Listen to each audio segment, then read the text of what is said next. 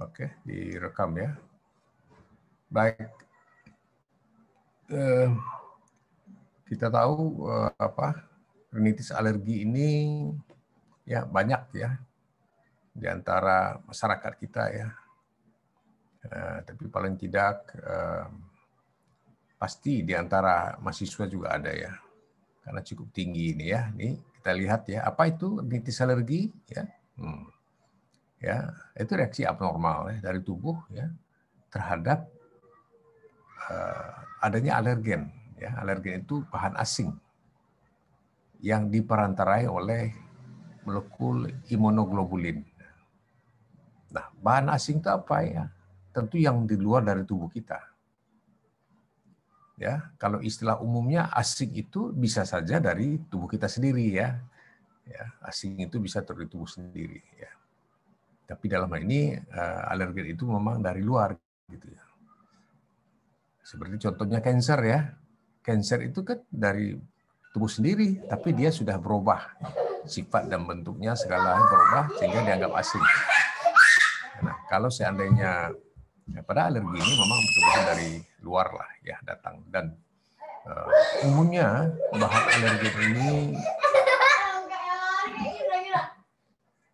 bahan alergen ini adalah protein ya. Sebentar.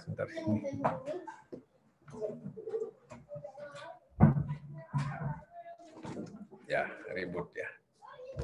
Umumnya bahan alergen itu adalah protein. Vina, saya bilang pindah baru pindah ya. Mundur lagi dong.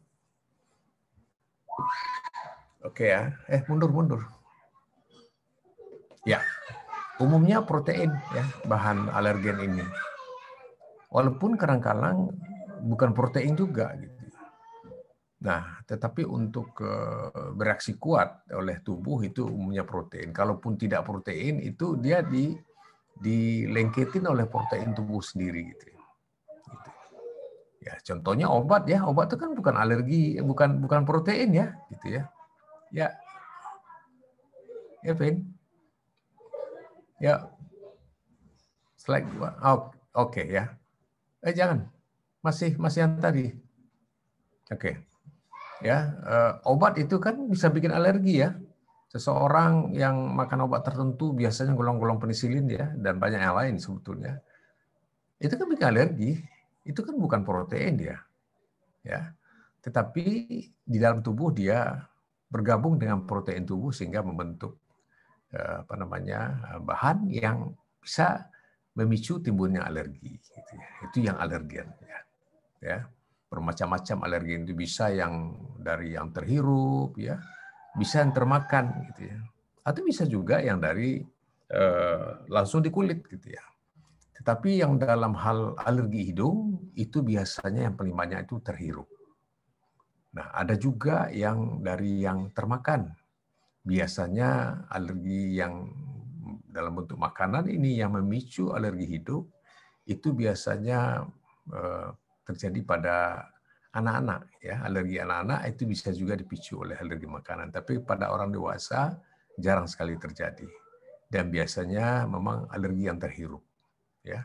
Apa saja bahan-bahan yang terbang dan terhirup bersama udara. Kemudian di samping ada bahan asing alergen, juga ada syarat satu lagi, diperantarai oleh IgA ya. IgA ini imunoglobulin ya. Imunoglobulin bahan protein yang dipicu oleh bahan protein yang dihasilkan oleh sel B. Ya, nanti kita akan lihat di belakang bagaimana menghasilkan IgA ini. Nah, IgA ini merupakan protein. Nah, IgA inilah yang akan menangkap benda asing tadi itu.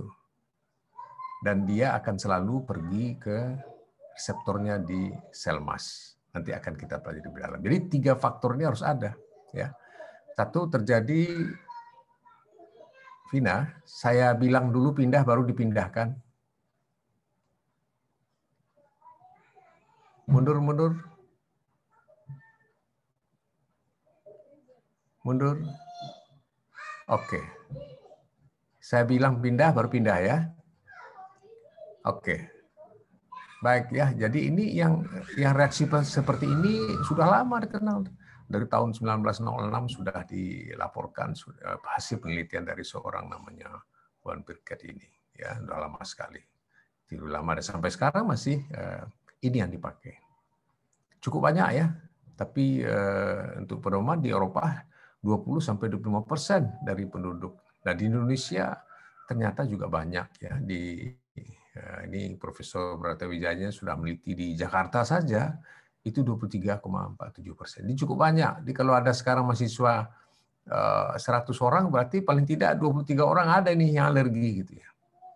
Nah, di sini penelitian Bratawijaya ini alergi semuanya gitu. Bisa alergi hidung, alergi kulit atau asma ya, asma juga semua alergi itu 23% ya. Dan bisa mengenai anak-anak dan dewasa. Ya, memang lebih banyak pada anak-anak dibanding dewasa ya. Baik, slide lanjut. Oke. Nah, secara garis besar alergi ini kita bagi dua, berhubungan dengan penyebabnya dan juga berhubungan dengan sifat gejala yang ditimbulkan. Ya, yang pertama yang ada sepanjang tahun ya seorang penderita yang alerginya hilang timbul tapi sepanjang tahun ada yang kita sebut dengan perennial alergi. Nah, ini terus menerus sepanjang tahun ya. Berarti nanti 2-3 hari lagi balik lagi, seminggu lagi balik, begitu terus sepanjang tahun. Ya.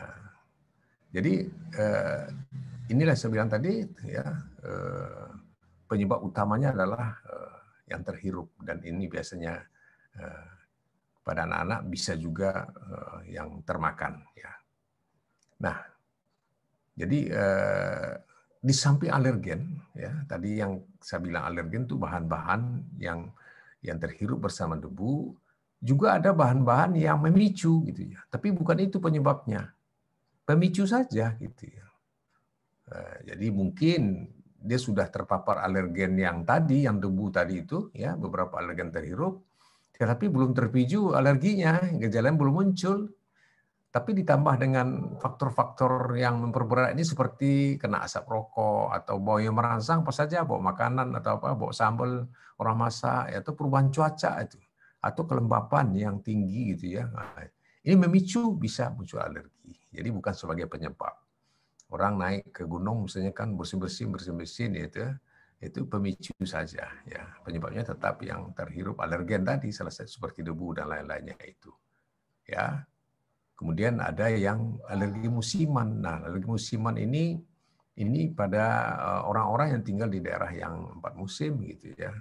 Dan biasanya ini alerginya disebabkan oleh serbuk sari ya, jamur dan lain-lain semacamnya yang memang pada musim-musim tertentu dia banyak ya serbuk sari gitu ya. Lagi apa namanya tumbuh-tumbuhan kan serentak itu ya musimnya, musim serbuk sari itu kan. Nah, orang yang alergi terhadap serbuk sari itu muncul alerginya gitu. Nah, kalau sudah lewat masa musim serbuk sari itu, tidak ada lagi serbuk sari itu jamur itu, misalnya masuk ke musim salju atau musim panas udah hilang pula gejalanya karena serbuk sarinya nggak ada lagi gitu. Makanya pada daerah-daerah tertentu dan orang alergi kalau yang berat ya biasanya di musim-musim serbuk sari itu dia ambil cuti ya, pergi ke negara lain yang tidak apa namanya suasana serbuk sarinya yang terlalu banyak gitu ya. Ya, pergi dia ke Indonesia sebagai turis atau itu biasanya. Karena yang berat-berat itu sangat mengganggu ya alerginya, rinitis alerginya walaupun di hidung tapi sangat mengganggu sekali. Dan kadang-kadang juga diikuti oleh gejala lain ke paru ya, kambuh asmanya juga gitu ya. Nah, periodik ya sesuai dengan musim yang datang. Ini khasnya. Nah, kita di Indonesia tentu yang pertama ya. Ya, terus menerus bolak-balik. Karena bukan karena serbuk sari, kita paling banyak itulah debu ya. Debu kita sepanjang masa ada terus gitu ya. Tidak pernah berhenti. Gitu ya. Slide. Ya, ini kita bercerita sedikit mengenai molekuler bagaimana alergi itu bergerak ya. Kita tahu bahwa tubuh kita punya sistem imun gitu ya. Ya, ada sistem imun yang non spesifik ya. Imun itu pertahanan tubuh ya. pertahanan tubuh. Gitu. Ada yang langsung spesifik, dia tidak spesifik dia. Ada benda asing langsung ditolaknya. Ya contohnya misalnya pertahanan yang non spesifik itu di kulit kita ada keringat ya. Begitu banyak kuman yang kena keringat mati kumannya gitu seperti itu. Atau air ludah kita ya, air ludah kita ini non spesifik ya untuk pertahanan tubuh. Kalau masuk kuman 1-2 ekor kena air ludah kita yang banyak sekali enzim-enzim seperti lisozim mati dia tuh. Non spesifik ya.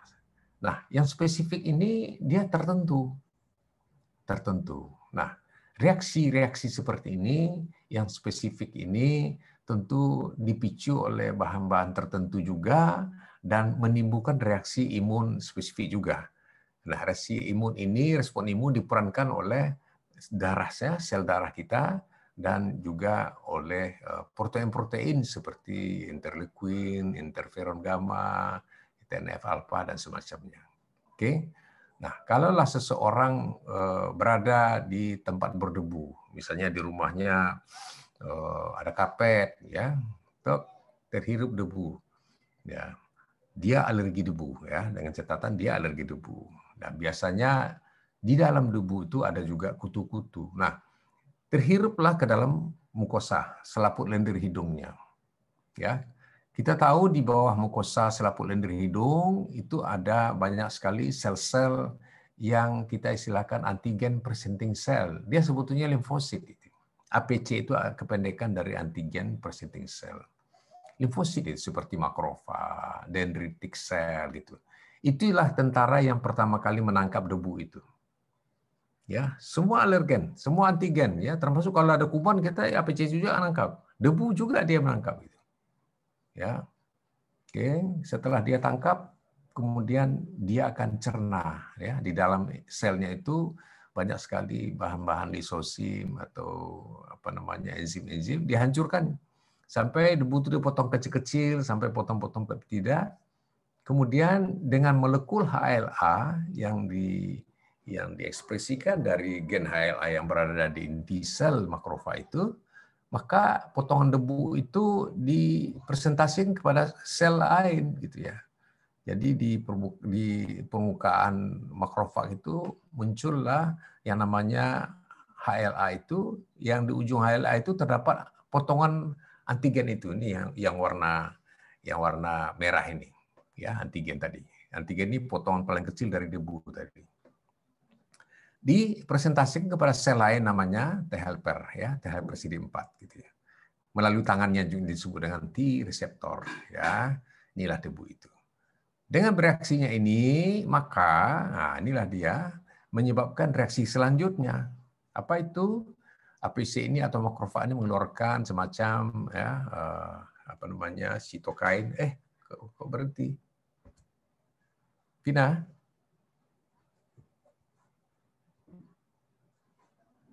Kenapa ya?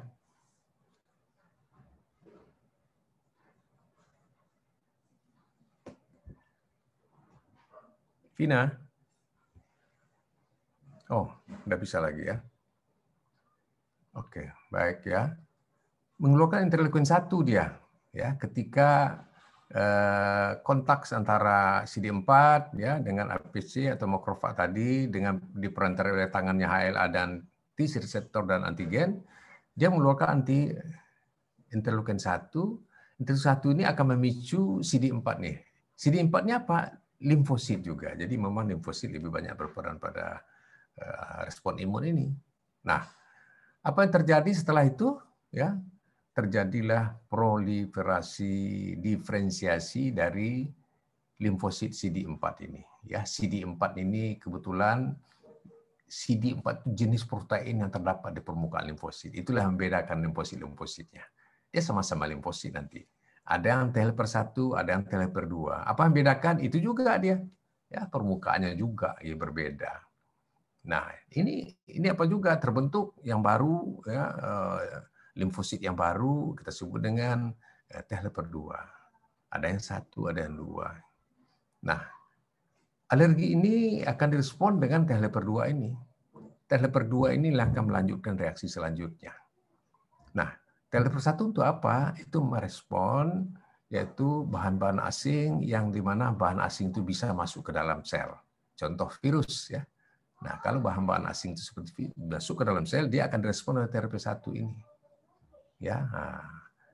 Nah, kita kan ini sekarang adalah bahan alergen ya seperti debu direspon oleh TLP2. Jadi muncullah dibentuklah sel diferensiasi sel baru yang namanya T helper 2. Nah, T helper 2 ini akan menghasilkan protein yang disebut dengan interleukin 4, ada juga 5, ada 10, dan terakhir ada 17, dan lain-lain. Banyak dia menghasilkan. Apa perannya? Nah, sitokain yang dihasilkan oleh T helper 2 ini akan memicu sel B, ya, limfosit B gitu ya. Kan ada limfosit T, ada limfosit B, ya, sel B, ya, bukan basofil ya, sel B, ya, limfosit B.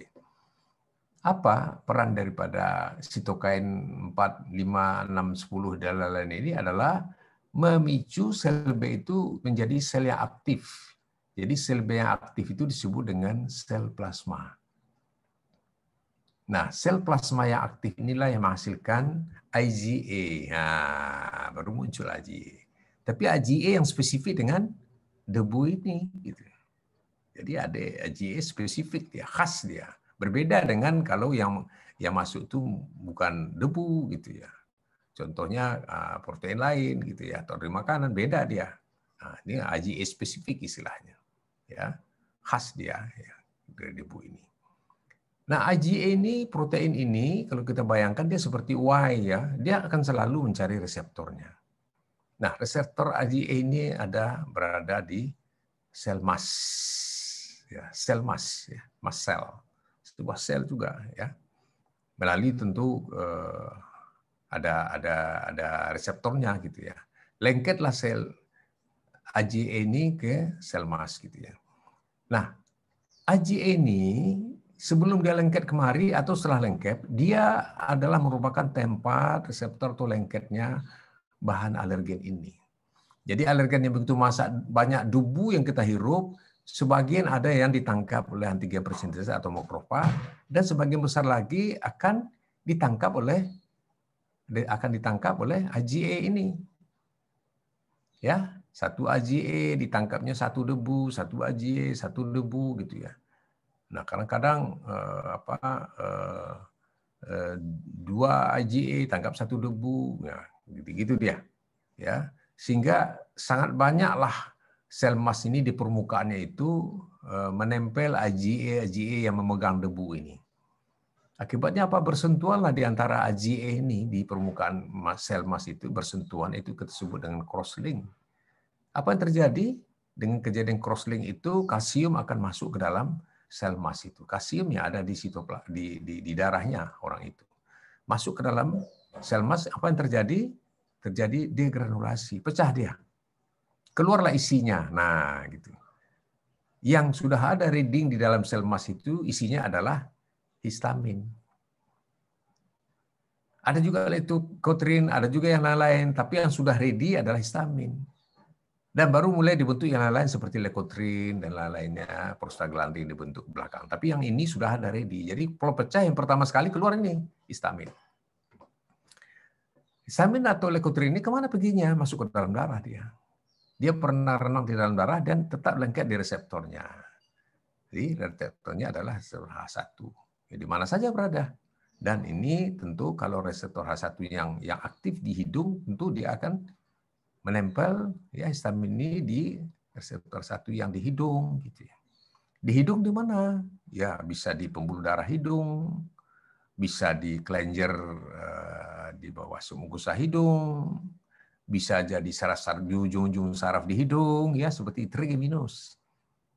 Nah, dengan lengketnya di reseptornya di hidung itu maka muncul gejala. Kalau yang reseptor 1 itu yang dilengketin oleh histamin itu pembuluh darah hidung ya, tentu efeknya apa? Pembuluh darah hidung menjadi melebar. Melebar dia, vasodilatasi. Kita tahu di hidung itu sangat banyak sekali pembuluh darah terutama di kongka. Dan 3 kongka ini yang terutama yang kongka inferior itu banyak sekali kaya pembuluh darah. Kalau dia melebar tentu kongkanya membesar. Kalau membesar kongkanya tentu akan terjadi gangguan aliran darah. enggak udara, ya, gangguan aliran udara, sehingga orang merasa hidungnya tersumbat. Itulah efek dari histamin ini atau juga lekotrin nanti ke hidung, ya, menyebabkan apa? Vasodilatasi pembuluh hidung. Lalu kemana lagi? Ada juga ini reseptor ini di ujung-ujung saraf trigeminus di situ. Ya, apa yang terjadi gejalanya kalau terjadi lengket di reseptor 1 di ujung-ujung saraf? Itu adalah rasa gatal di hidung, kemudian bersin-bersin. Nah, itu dia, ya, bersin-bersin. Nah, inilah gejala. Kemudian ada juga reseptor 1 di kelenjar-kelenjar submukosanya gitu ya. Sehingga kelenjarnya overproduksi, banyak mengeluarkan sekret kelenjar. Akibatnya apa? Banyak cairan keluar, jadi ingus, dia meler gitu ya. Ya. Karena cairannya keluar dari kelenjar, tentu cairannya seperti cairan normal yang ada di kelenjar biasa. Kita tahu bahwa 24 jam kelenjar di hidung kita itu atau di dalam sinus itu menghasilkan sekret. Selalu keluar itu seperti mata air, terus mengalir dari sinus, terus ke hidung, terus ngalir ke belakang, ke posterior, terus kita telan tanpa kita sadari. Nah, dengan adanya terangsangnya, terikatnya histamin dengan atau lekotrin di reseptor 1, kelenjarnya hiperaktif dia, overproduksi banyak sekali. Nah, akibatnya keringus meler dia. Ya, kelenjar itu jernih dia, ya, jernih dia gitu. Makanya orang rinitis alergi itu ingusnya jernih gitu ya. Jernih ya.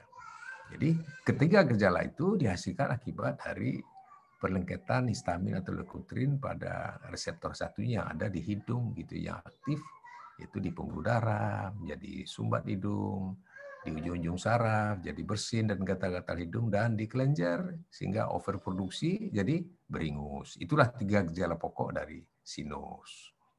Ya. Nah, ternyata apa namanya, mast cell ini banyak sekali yang bisa mempengaruhi, dia gampang pecah. Kemudian ada obat-obat yang mempengaruhi supaya mast cell ini tidak gampang pecah. Karena sumber daripada gejala alergi ya tergantung pada degenerasi dari mast cell itu sendiri. Oke, slide.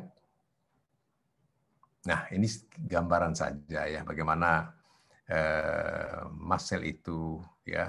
Kemudian kita lihat ya itu di permukaan mast cell itu ada IgA ya seperti huruf Y gitu ya. Nah, itu bermacam-macam alergen yang banyak sekali lengket-lengket. Walaupun ada juga IgA yang nempel di sana yang belum punya alergen gitu ya. Tetapi kalau ada alergen di luar ditangkapnya juga. Nah, ada juga karena berebutnya itu ada juga yang satu alergen ditangkap oleh dua IgA. Nah, saling bersentuh antara alergen ini karena terlalu banyak, ini menimbulkan influx ya, masuk kalsium darah, akibatnya terjadi pecah dia atau disebut dengan degranulasi. Keluarlah dari histamin ya yang sudah ready. Kemudian setelah itu sambil dia mengeluarkan histamin, dia membentuk sitokin yang baru seperti lekotrin, kemudian dan lain-lain sebagainya ya. Nah, dikeluarkan dan akan menyebabkan efek inflamasi ke tubuh kita. Ya. Oke, slide. Nah, inilah bahan-bahan alergen ya yang bisa memicu alergi ya secara umum gitu ya. Bahwa di kulit pun yang nempel di kulit pun bisa. Ada orang yang kena bulu kucing di kulit langsung bengkak kulitnya. Jadi yang kontak langsung ya di kulit. Nah, kemudian bisa dari injeksi ya seperti misalnya digigit oleh lebah dan macam-macam. Nah, ada juga yang dari makanan atau ingestion gitu ya. Kacang-kacang, habis makan kacang bengkak mukanya gitu ya. Pada anak sering pilek-pilek dia atau obat ya, seperti tadi ya. Nah, ini yang paling sering inhalasi ini ya, dari anak-anak sampai orang dewasa, jenis alergen yang terhirup inilah ya, polen gitu di tempat yang musiman tadi, debu, kemudian dan jamur gitu ya, dan bulu binatang termasuk bulu kucing, kelinci dan lain-lain sebagainya. Dan ini kan spesifik orang-orang tertentu. Ada orang yang lagi bulu kucing aja, bulu anjing tidak. Ada yang bulu anjing aja, bulu kucing tidak. Sangat-sangat spesifik. Karena kita tahu bahwa alergi ini sebetulnya masalahnya masalah genetik. Kita ingat kalau seseorang anak alergi, biasanya orang tuanya pasti ada alergi juga. Salah satu orang tua atau kedua-duanya gitu ya. Misalnya anaknya alergi hidung, orang tuanya bisa juga alergi hidung. Kadang-kadang orang tuanya nggak alergi hidung, tapi alergi kulit misalnya gitu ya. Dan bisa juga alergi makanan di lambung, di usus ya, sering makan sesuatu jadi muntah atau mencret ya. Tapi ada ya, ada bakat alergi seperti itu. Nah, makanya secara genetik memang alergi ini diturunkan ya dari orang tua. Slide. Nah, ini yang paling banyak ya, tungau ini ya. Di mana ada debu di rumah kita ya, selalu ada binatang kecil di sana yang hidup karena makanannya itu debu. Yaitu kita sebut dengan tungau debu. Nah, debu sendiri bisa bikin alergi, tungau sendiri bisa bikin alergi, kotoran tungau sendiri pun bisa bikin alergi. Jadi kalau kita bayangkan di kamar kita ya, yang jarang-jarang bed covernya diganti, dibersihkan, itu tuh tungau tuh berjalan itu di tempat tidur, tidak nampak ya, terlalu kecil dia. Dia hidup makmur sekali karena makanannya debu. Gitu ya. Nah, kalau kecoak lah tahu kita ya, bisa memicu alergi ya. Baunya aja bisa ya, bisa memicu alergi. Ya, slide. Ya. Slide. Operatornya tidur nih. Vina. Wow. Ya, jadi ini adalah bahan-bahan yang memicu ya. Tapi ingat ya, lupa saya tadi, dari samping udara dingin ya, pikiran sendiri itu bisa memicu alergi ya. Gitu. Orang yang terlalu sensitif alergi dengan misalnya serbuk bunga ya gitu ya, atau alergi dengan bulu kucing ya. Nengok kucing di TV pun atau gambar kucing itu bisa bikin dia bersin ya. Begitu sensitif. Jadi sangat dipengaruhi oleh pikiran juga. Makanya alergi ini pada orang yang agak gelisah, ada persoalan, alergi muncul gitu. Apalagi asma ya, orang-orang yang stres itu asmanya kambuh biasanya seperti itu. Dia bukan stres itu bukan suatu alergen, tetapi dia memicu ya. Dia pasti sudah ada alergen masuk, tapi karena jumlahnya sedikit tidak memicu gejala, dia belum sampai ke granulasi dia. Tapi sudah ada dia ya proses ya imunoglobulin sudah ada satu-satu gitu ya. Nah, dipicu oleh perasaan tadi itu makanya prosesnya bertambah cepat ya jadilah muncul alerginya. Vina, waduh ini susah nih. Nah, ya oke. Nah, gejala yang paling umum dari alergi adalah bersin. Tetapi tidak sembarang bersin ya. Kita tahu bersin ini adalah salah satu upaya pertahanan tubuh kita ke ada benda asing yang berada di hidung gitu ya. Kalau benda asing itu di paru-paru, itu pertahanan tubuh kita dengan batuk ya. Jadi batuk dan bersin itu hal yang normal gitu ya. Makanya bahan-bahan yang ada di dalam hidung atau di dalam paru-paru kita akan dibuang gitu ya dengan refleks batuk dan bersin ini. Ya, kalau bahannya sudah keluar tentu bersinnya akan berhenti gitu ya. Jadi hati-hati juga menggunakan obat anti batuk ya yang menekan pusat batuk seperti kodein ya pada penyakit-penyakit tertentu ya. Nah, itu kadang-kadang enggak bagus juga. Udah jelas dia batuk karena memang sekretnya banyak gitu ya. Pada pneumonia misalnya dikasih pula kodein menekan batuk. Ya enggak keluar-keluar nanah sekret di sana kan orang enggak batuk dia. Jadi pemakaian anti batuk yang menekan pusat batuk itu hanya pada batuk yang kering lah gitu ya, seperti itu ya. Nah, bersin-bersin ini tentu ada benda asing di hidung. Nah, reaksi tubuh kita adalah ini. Jadi bukan hanya alergi saja. Apa saja yang merangsang itu bisa bersin gitu. Bau ke atau benda asing ke masuk ke hidung, bersin kita reaksinya. Nah, tapi yang khasnya untuk orang alergi ini adalah kalau bersinnya berulang-ulang dalam satu episode itu 5 kali atau lebih gitu. Asin sampai 5 kali. Ini kemungkinan salah satu menderita dia rinitis alergi gitu. Kemudian rinore ya, kita tahu bersin tadi kan karena memang ada rangsangan di saraf-saraf ujung-ujung saraf trigeminus kita ya, bersin dia karena di sana juga ada reseptor ya, leket di sana itu histamin terangsang dia. Rinore akibat dari overproduksi dari kelenjar tadi ya. Mahasiswa sekalian kalau ada yang bertanya langsung di chat aja, nanti makanya selesai kuliah nanti saya tinggal baca chat aja ya, nggak usah kita angkat tangan, nggak usah. Mulai sekarang ada yang bertanya tulisnya di chat ya, nanti sekalian saya jawab selesai kuliah. Nore itu memang produksinya bertambah karena memang ada di sana itu histaminnya, lengket di reseptor H1-nya di kelenjar. Nah, ini hidung, mata gatal sama ya, karena ujung saraf terangsang. Nah, hidung tumbat ya, di pembuluh darah hidung, melebar pembuluh darah hidungnya, tentu kongkanya membesar sekali itu, sehingga sumbat ya. Nah, kalau kita lihat kongkanya, nah, alergi ini membuat kongka itu besar juga, tapi berbeda dengan kongka besar akibat infeksi. Infeksi juga kongkanya membesar. Orang rinitis akut, orang flu kongkanya besar ini. Ya, berbeda dengan memang kongka besar oleh sebab penyakit yang kronis sehingga dia hipertrofi membesar kongkanya. Berbeda. Apa bedanya? Ya, pucat dia. Dia besar tapi pucat. Nah, ini khasnya gitu. Kalau yang kena infeksi dia besar pasti lebih merah daripada yang normal ya.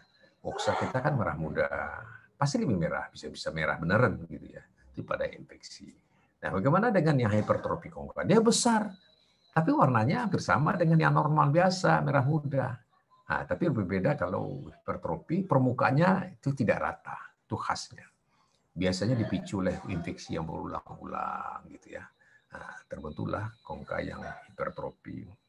Atau karena memang kompensatuar, sekat hidung bengkok ke kiri, nanti sifat tubuh kita itu kompensasi. Jadi kongka yang kanan membesar dia, menyeimbangkan supaya jangan terlalu besar rongga hidung. Nah, di sifat tubuh kita itu dia. Jadi warnanya sama, tapi permukaannya tidak rata, gitu ya. Tapi dia besar. Gitu ya. Nah, alergi ini dia besar membengkak tetap pucat warnanya. Ya, kita sebut dengan livide. Ada gejala lain, ya. Kalau kita tengok ya orang alergi ini di bawah kelopak matanya itu ya, di bawah matanya itu seperti orang yang pakai calak gitu ya. Pada yang perempuan ya, calak ya, biasa orang-orang India atau Arab kan gitu ya, pakai calak hitam. Kebiruan sebetulnya itu.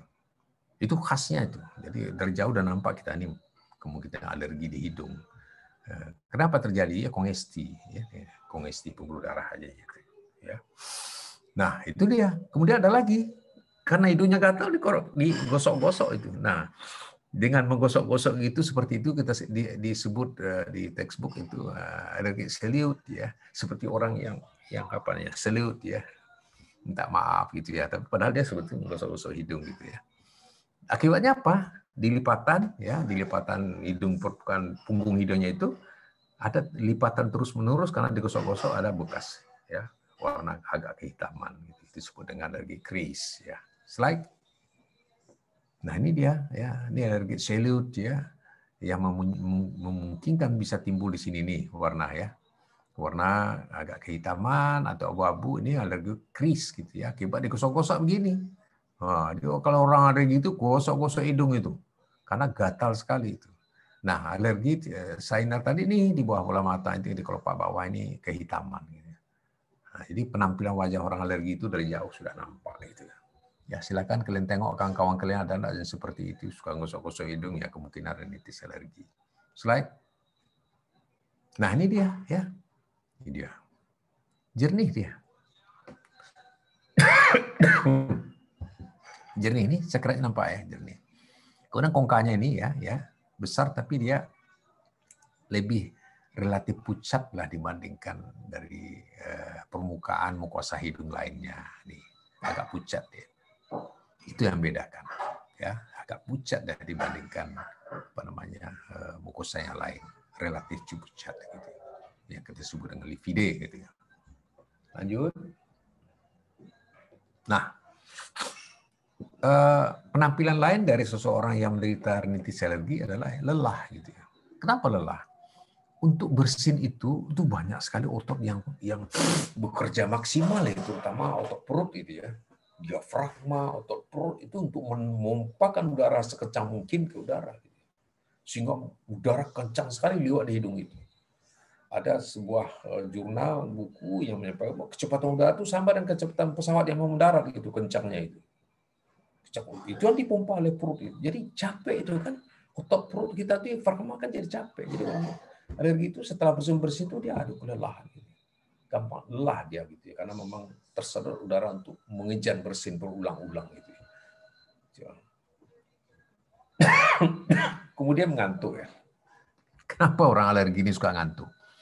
Karena malam susah tidur itu. Susah tidur karena sumbat, meler gitu ya. Akhirnya bernapas dengan mulut gitu ya. Napas dengan mulut jadi ngorok gitu. Sebentar-sebentar terbangun itu. Sebentar-sebentar terbangun. Nggak nyenyak tidurnya itu. Tentu kurang tidur ya Pak. Siang-siang jadi ngantuk jadinya. Jadi itu sebetulnya. Kalau ngantuk konsentrasi udah pasti kurang ya. Ya, penampilan jadinya itu ya kurang lah, ngantuk gitu ya, kemudian gosok-gosok hidung sebentar buang ingus ya. Kemudian bisa juga menyebabkan sakit kepala. Namanya inflamasi. Kan muncul inflamasi tadi di mukosanya, si bengkak ya. Akibatnya apa ya? Ujung-ujungnya gampang emosi. Ini gambaran ya, secara garis umum orang rintis alergi, sehingga disimpulkan bahwa rintis alergi itu juga bisa menurunkan kualitas hidup apabila tidak dikontrol dengan baik. Alergi itu tidak akan bisa sembuh karena bersifat genetik, diturunkan dari orang tua gitu. Tidak mungkin gen orang diganti. Gitu. Kita hanya bisa mengontrol bagaimana supaya tidak muncul gejala.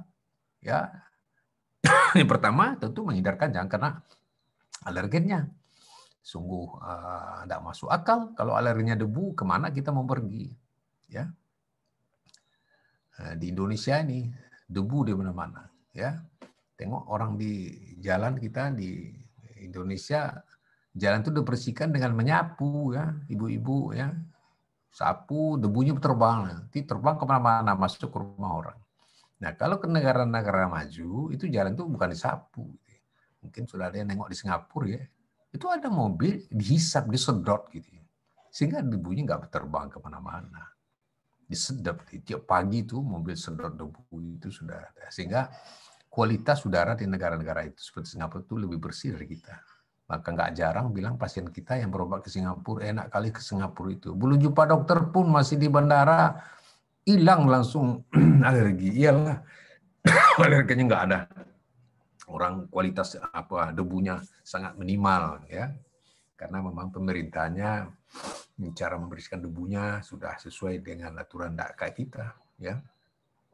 Kita di dalam kamar membersihkan bed cover, dipukul-pukul aja, terbang debunya ke atas. Nanti numpuk lagi di situ, tidur lagi di situ, ya sama aja. Ya, itulah dia. Jadi bisa menyebabkan kualitas hidup jadi rendah. Oleh sebab itu jadi perhatian kita juga ya. Jangan dianggap remeh juga ya. Kalau kualitas hidup merendah, itu produksi pasti rendah juga ya. Slide. Aduh, batuk. Nah, selain dari gejala, kita juga bisa melakukan tes-tes ya untuk memastikan alerginya. Alerginya, apakah dia rinitis alergi apa tidak, kemudian alerginya apa saja, bermacam-macam. Kalau sekedar eosinofil, sekedar hidung, naik eosinofilnya, kemungkinan alergi ya, bukan hanya alergi hidung, semua alergi begitu naik dia gitu ya. Tetapi kadang-kadang cacingan pun juga bisa naik eosinofil gitu ya. Nah, jadi memang ada apa namanya, ada faktor lain yang bias juga hasilnya gitu. Tapi paling tidak kalau dia bersin-bersin, kalau kita cek aja lah, ada usahlah darahnya, diambil aja secret di hidung itu banyak sekali eosinofil. Kemudian ada tes lain di mana menggunakan alergen sendiri ya, dimasukkan melalui kulit. Ada yang prick test namanya, ada scar test namanya ya, intradermal ya, digores, dimasukkan cairan itu, alergen itu. Sehingga ya kalau alergen masuk tentu kulitnya jadi bengkak gitu.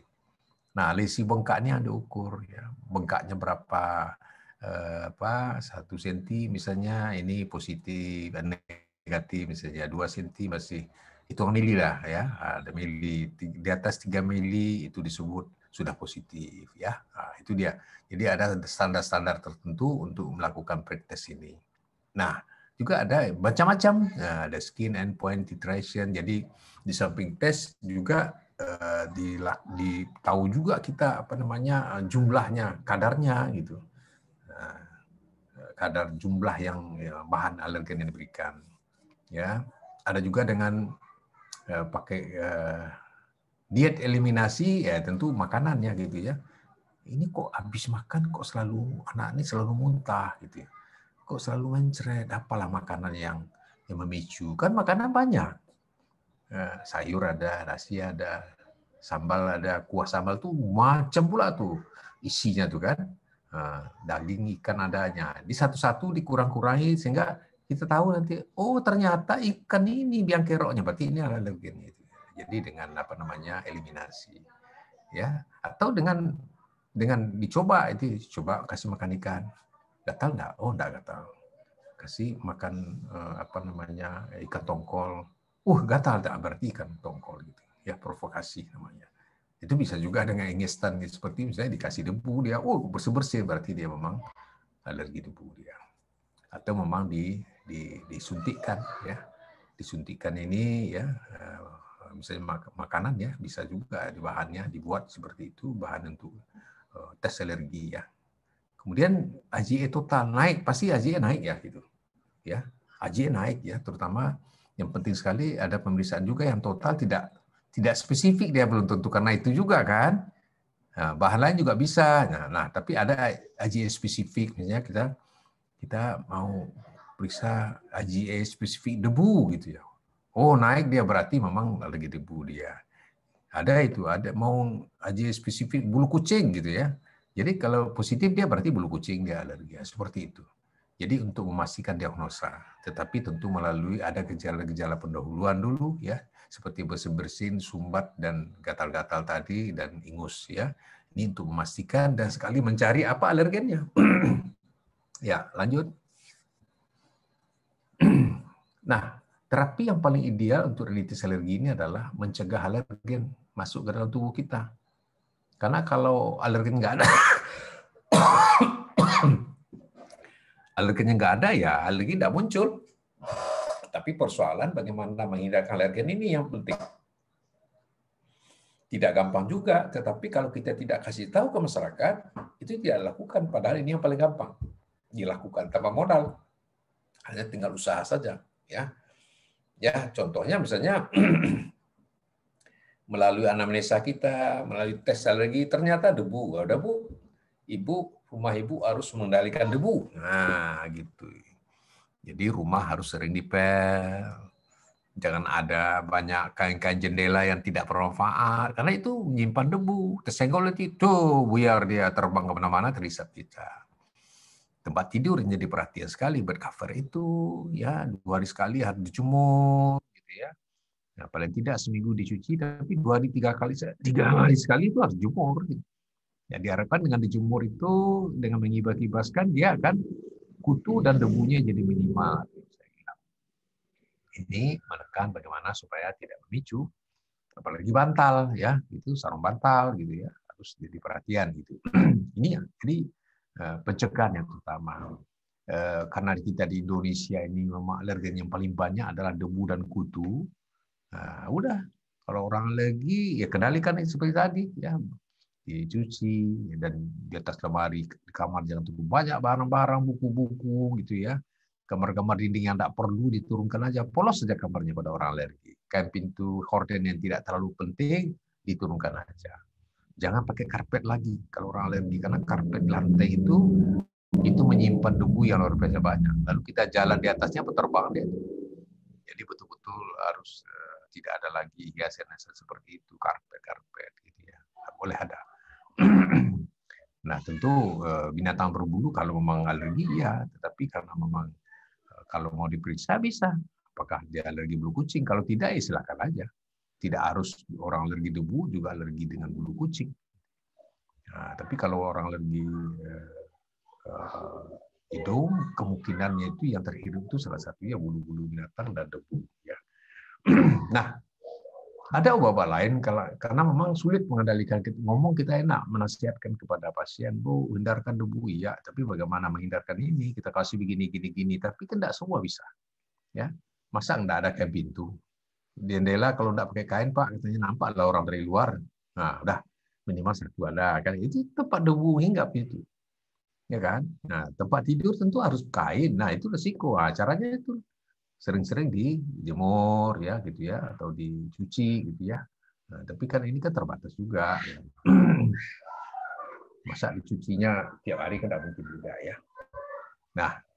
Nah, ada obat kalau tidak terkendalikan ya obat gitu ya. Yang jelas antihistamin.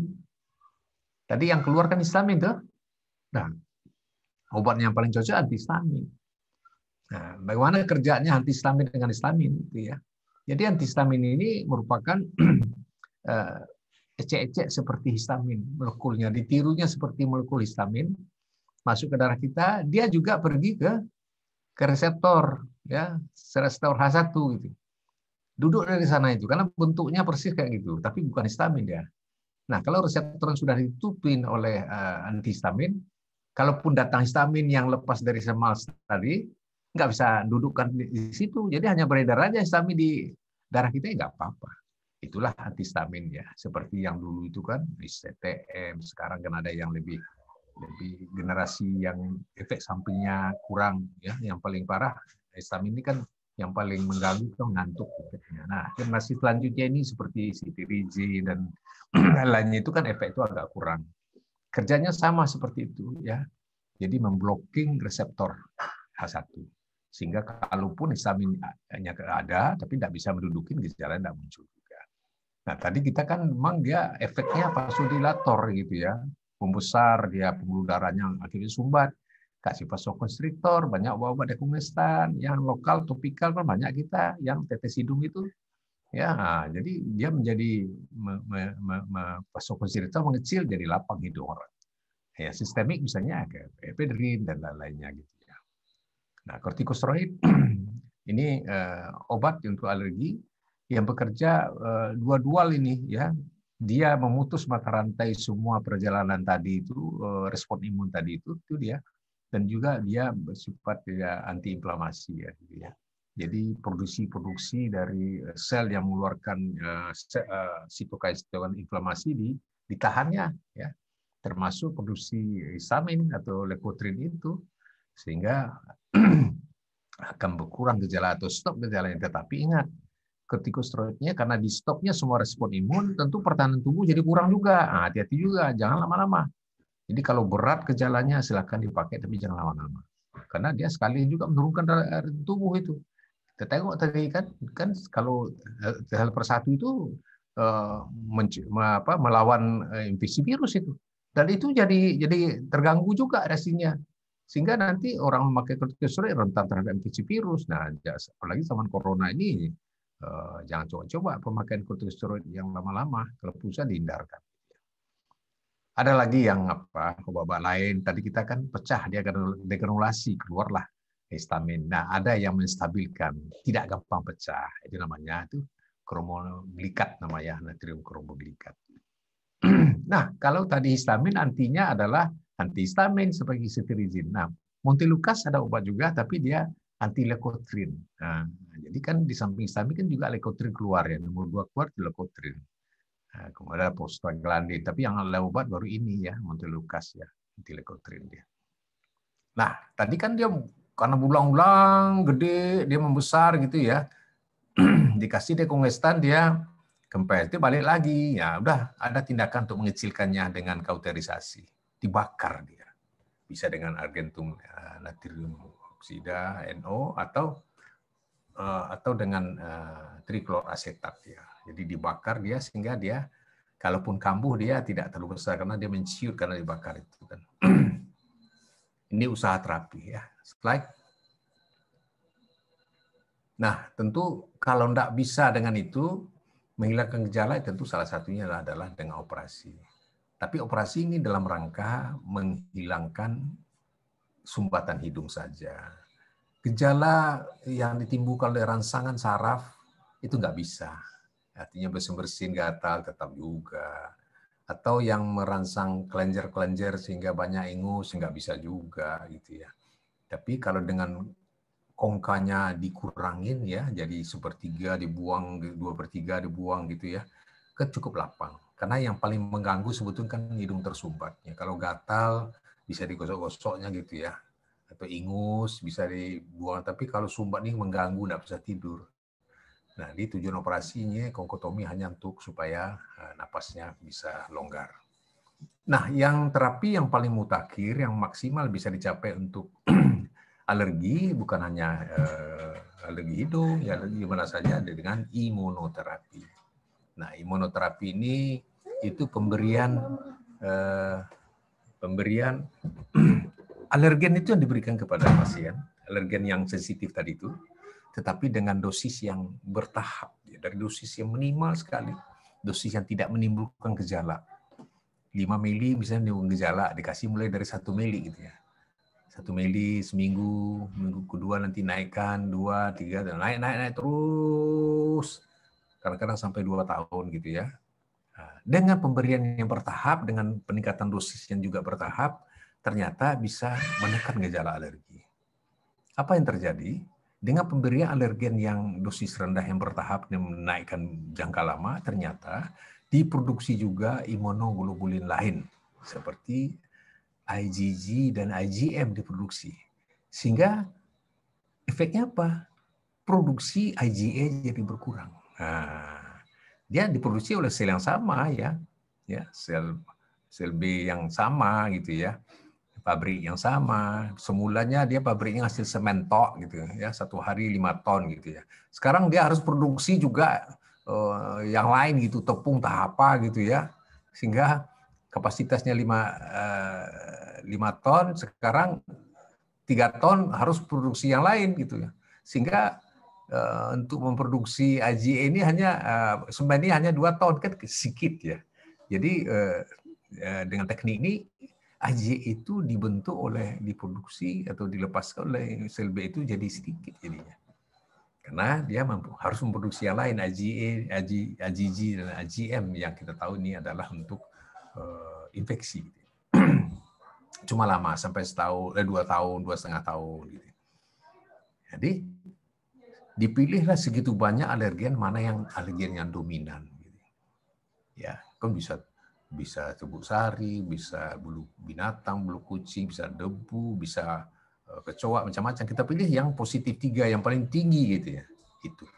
Dan yang paling sulit dihindari ini biasanya debu atau kecoa atau kutunya itu sulit. Karena harus satu-satu gitu ya. Harus satu-satu. Selesai nanti debu, mungkin tempat yang lain yang lain lagi, atau beda harinya gitu ya. Bisa sekali 2 tapi beda harinya gitu ya. Tapi dipilih yang utama, yang paling dominan, yang paling efeknya yang paling parah, yang positif 3. Pelan-pelan dari dosis rendah naikkan, seminggu sekali naikkan, 2 minggu, 3 minggu sekali, setelah 3 bulan naik lagi, sebulan sekali. Jadi jaraknya pun makin lama makin renggang. Dosisnya makin naik terus gitu. Nah, dengan demikian tubuh ya kita bilang terjadi toleransi gitu ya. Toleransi ya artinya salah satunya itu juga ya, jadi terpicu juga sel B itu memproduksi imunoglobulin lain, sehingga produksi IgA-nya tidak sebanyak yang sebelumnya gitu. Sehingga kalau sedikit IgA keluar, tentu gejalanya tentu untuk membuat degranulasi dari sel emas itu agak lama gitu ya. Tadi yang kurbutinnya dalam 1 menit sudah penuh, dia langsung pecah. Kalau sekarang kan karena sedikit dia produksi, mungkin butuh alergen yang banyak juga baru dia bisa penuh begitu ya. Nah, sehingga berkurang gejalanya. Tetapi tidak serta-merta 100%, tidak akan pernah. Nah, ternyata juga yang dengan terapi ini juga 5 tahun setelah di monoterapi juga kembali lagi dilakukan lagi ya. Jadi begitu. Jadi memang alergi ini penyakit genetik dan tidak akan hilang. Cuma dia bisa berubah-ubah. Misalnya waktu anak-anak dia misalnya baru lahir 3 bulan dia alergi kulit, dia merah-merah kulit dia. Tapi umur 1 tahun hilang dia. Tapi mulai gejala lain, sesak dia, kayak orang asma. Ini umur 3 tahun hilang semuanya, muncul gejala hidung, gitu-gitu, berubah-ubah dia. Ada orang yang tidak apa-apa, umur 40 tiba-tiba jadi asma. Ya ada alergi. Nah, itulah perjalanan dari penyakit alergi. Ya, itulah perjalanan penyakit alergi. Ya, slide. Ya, komplikasinya karena dia menyebabkan inflamasi. Ya, apa yang terjadi? Ya, kalau inflamasi tentu udem dia gitu ya. Udem semua mukosa, termasuk udem di dalam sinus sendiri. Ya kita sebut sinusitis, walaupun dia hanya penebalan mukosa saja. Dan bisa juga udem di muara sinus, akibatnya muara sinus jadi tersumbat, ya jadi sinusitis juga gitu ya. Jadi jenis sinusitis yang memang dipicu oleh alergi. Ada nanti kelompoknya. Kemudian dia bisa memicu polip itu ya. Kemudian kita tahu bahwa kalau udem semua ke belakang Nasofaring juga udem itu mukosanya. Jadi tubuhnya jadi nutup jadinya, bisa memicu otitis media. Bisa karena radang-radang itu bisa memicu tonsilitis, faringitis, laringitis gitu ya. Jadi kadang-kadang orang bersin dia masuk alerginya, habis itu batuk dia. Nah kadang-kadang terus ke bawah dia tuh, jadi kambuh asma gitu. Nah gitu dia. Slide. Oh udah, itu ya. Ya, ada yang bertanya di chat. Oh masih kosong chatnya nih. Silakan, siapa yang bertanya? Kita berapa menit kuliahnya nih, Vina? Ya, Prof. Berapa menit? Sampai jam berapa kita kuliah? Sampai jam 2, Prof. Oke, ya. Jadi sekarang 1 menit lagi. Silakan siapa mau bertanya ya. Silakan.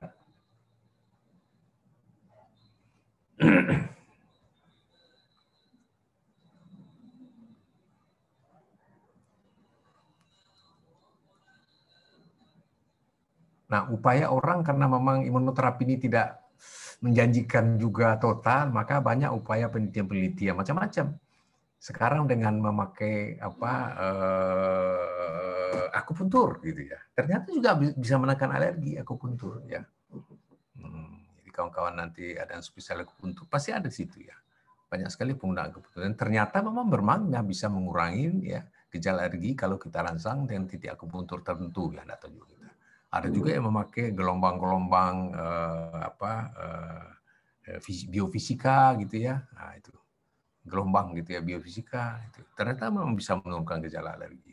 Tapi tidak akan menghilangkan karena dia genetik ya, dan akan diturunkan kepada keturunan selanjutnya. Jadi kalau sudah ada yang alergi berat, ya usahakanlah cari jodoh jangan alergi berat ya, supaya anaknya tidak berat juga alerginya.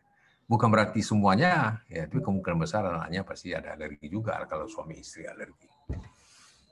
Oke, ada yang bertanya? Sekarang sudah jam 14 tepat. Kalau udah ada, Vina udah selesai ya.